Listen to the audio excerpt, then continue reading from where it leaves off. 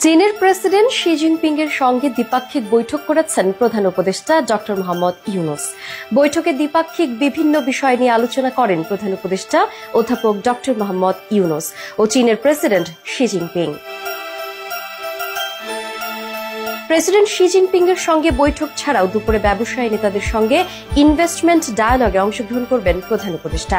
এছাড়া একই স্থানে টেকসই অবকাঠামো ও জ্বালানি বিনিয়োগ, বাংলাদেশ 2.0 উৎপাদন ও বাজার সুযোগ, সামাজিক ব্যবসা ও যুব উদ্যোক্তা এবং 3-0 বিশ্ব, এই 3টি বিষয়ের উপর 3টি গোলটেবিল আলোচনায় যোগ দেবেন তিনি। সকালে বেইজিংয়ে বৈঠক শুরু হয়। প্রধান উপদেষ্টার ফেসবুক পেজে বৈঠকের তথ্য জানানো হয়। এর আগে বেইজিংয়ে পৌঁছালে প্রধান উপদেষ্টা ডক্টর মোহাম্মদ ইউনূসকে বিমানবন্দরে লাল গালিচা সংবর্ধনা দেয়া হয়। তাকে অভ্যর্থনা জানান চীনের উপমন্ত্রী শান ওয়েইডং। গত বুধবার 4 দিনের সফরে চীন পৌঁছান প্রধান উপদেষ্টা।